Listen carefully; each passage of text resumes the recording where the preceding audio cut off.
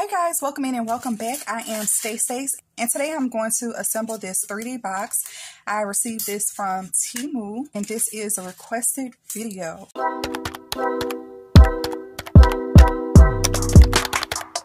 So I've already die cut out all of my pieces here. We're going to start with this piece right here. You're going to need 2 of those, and so I just have mine in a white cardstock. That's what I have here.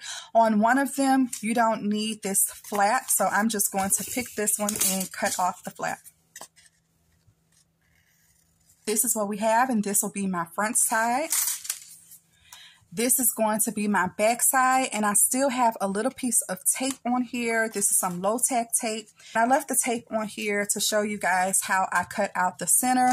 After I die cut out the second piece, I also die cut out the decorative layer. The decorative layer already has a hole in it, but my second piece doesn't have the hole in it.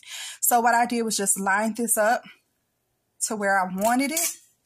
The die set also comes with this itty bitty oval hole, and then I just put it right where I wanted it. I took some low-tack tape, put it over everything, and then ran it through the die cutting machine. And now my second piece has that hole in it. I'm going to keep this on tape so I won't lose it.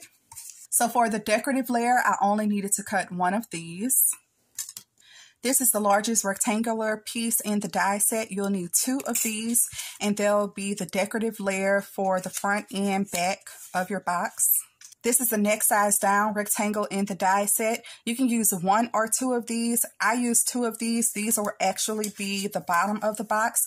And I used 2 so you won't be able to see the tabs, but we'll put those together and I'll show you what I mean. You also have a decorative piece for the bottom of your box. I did not cut this one out. I won't be using it. The smallest rectangle in the die set has faux stitching around it. I need 2 of these for the right and left sides of my box. Let's go ahead on and mat the layers while I have them laid out like this. If you would like to make your panel shakers or do any stitching on it, do it before you glue it down.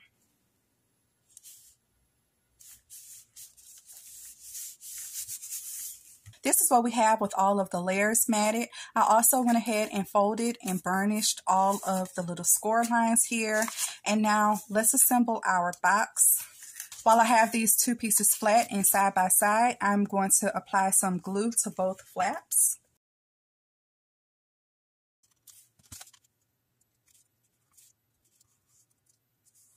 Okay, so that is good and stuck. I'm going to flip this over and apply some glue on the inside here, on that little tab. And we're going to take one of our rectangles. Remember, we have 2. And I am just going to go up to the score line. I don't want it over the score line. Also going to add some glue to that tab. And now we can start folding our box up.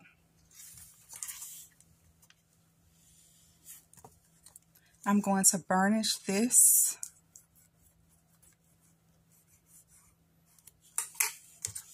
Making sure we have a nice angle there.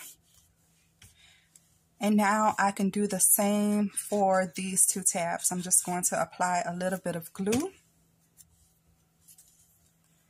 and wrap it on around.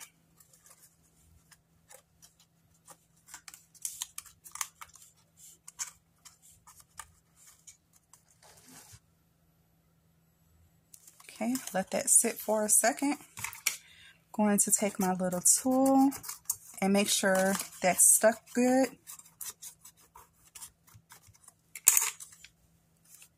Okay, that's what it's looking like. And now I'm going to apply some glue on these 2 tabs.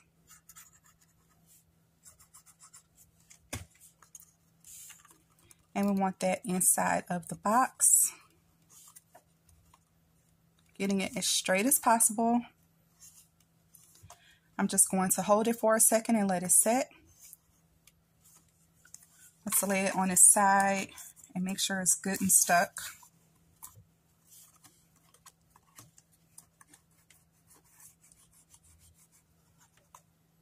Okay, and that's our box. And so now that's what the bottom of the box looks like. box. We don't want to see this on the bottom of our box, so that's why I cut another piece. So I'm just going to apply glue all over the bottom.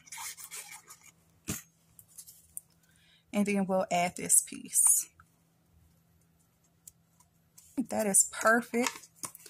And let me get that good and stuck. Perfect.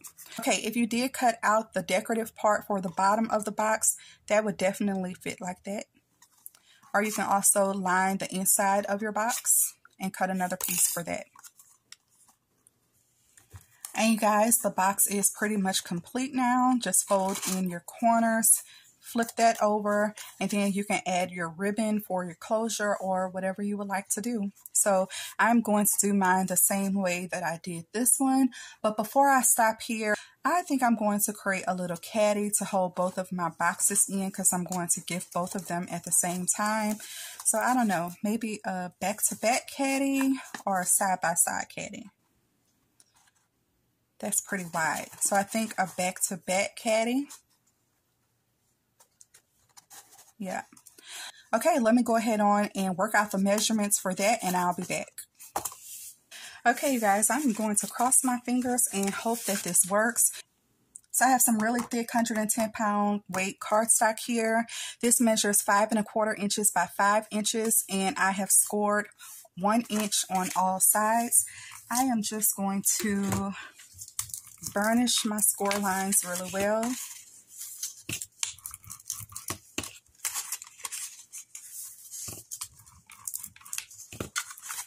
On all 4 sides. I hope this turns out right, but if it doesn't, you'll never ever see it. Okay, I am going to cut up on my score lines here and then just miter my tabs a little bit.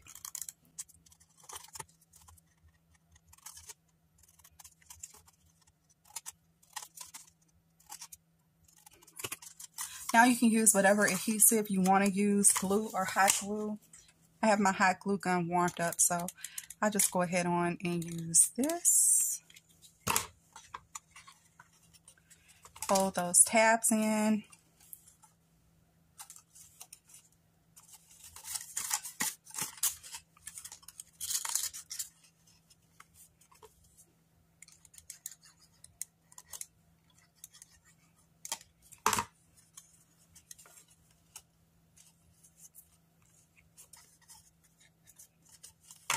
So that's my little bottom tray so far. Now I need 2 sheets of paper that measure 7 7/8 inches by 3 inches. And we're going to score at 1 5/8 inches.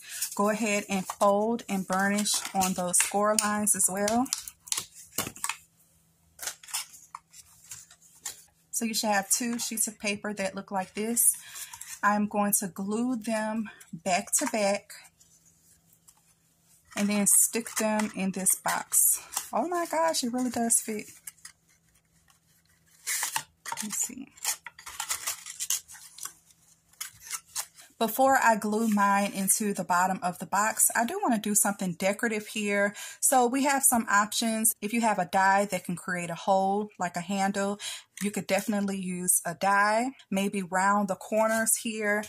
I'm also going to be matting my layer, so I just have a little sheet of paper here, and I'm going to keep a little bit of a white border. If you have some sort of fancy punch or just a regular punch, maybe even just a hole punch, even that may look nice. Still, I would probably round those corners. I am going to take a look at my dies and see what I have to see what I can come up with, and I will be back with the final look. It is officially about 2 days later, and I am back. I finally have this caddy all decorated, and I actually love what's going on here.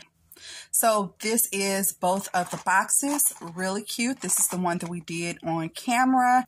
I just added some Maggie Home stickers to the side of the box, and I also decorated the box. So here I just have a piece of lace going vertically down the center.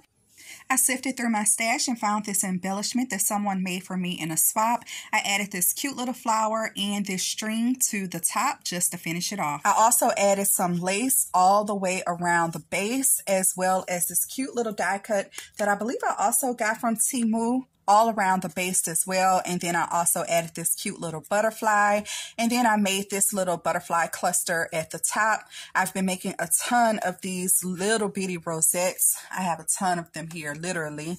And then I also just added this little ticket in the background and a little puffy heart as well. Now this is all ready. I'm actually going to be gifting this. So I love the way that it turned out. Either side can be the front or the back. But why did it take me so long? It took me so long because I was thinking, oh wow, this is fast and easy. I could make like 4 or 5 of these and gift them to my friends. Well, no, not 4 or 5 of them. While it did go by pretty fast, embellishing them and die cutting all the little things and then trying to fill up the boxes did take some time. So that's actually why I made a lot of these little bitty rosettes here. I also made some bows here and some other little embellishments as well. But let's just get into these 2 boxes, the little fall boxes. I think that they are super, super cute.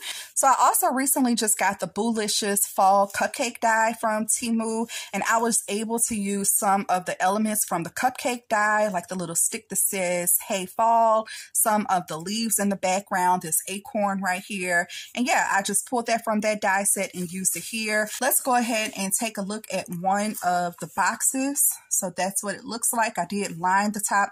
Oh, but I forgot to mention, on all of these boxes for the top handle, I just used the bag topper die and glued it right over the top, and I love the little handle that it creates. And this is a small enough bag topper die, so it didn't make a huge impact. It's just what I wanted. So I think that I like that, and that opened up more possibilities of what you can use for your handle. So really, really cute. Okay, back to this box. I used a black gingham ribbon. So this one has the little brown snowy mesh tool, and this one has the white snowy mesh tool, and I have them on with like those little hair clips. So this is how the ribbon actually fits on the box. I don't have the ribbon tied off or anything, so I would just take the little clip and clip the ribbon together, and it just sits like that. And I love how big and floofy it looks. It's just super, super cute. So when you open it up, that's what you'll see. I think that that turned out really cute.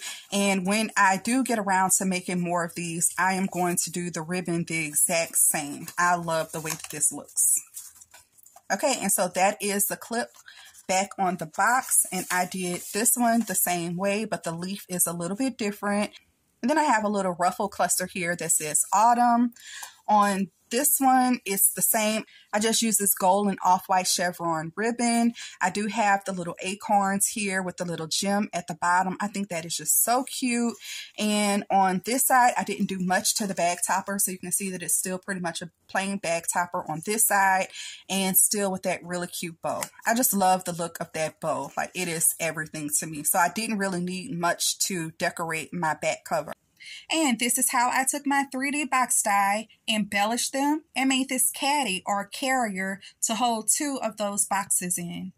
So if you have this die, or if you're thinking about getting it, won't you give this carrier a try? The dimensions will also be in the description box. So let me know what you think, you guys. Thanks so much for watching. I really appreciate it. Don't forget, I have that code with Temu, and it is OPT5992. I'll see you in the next video. Bye.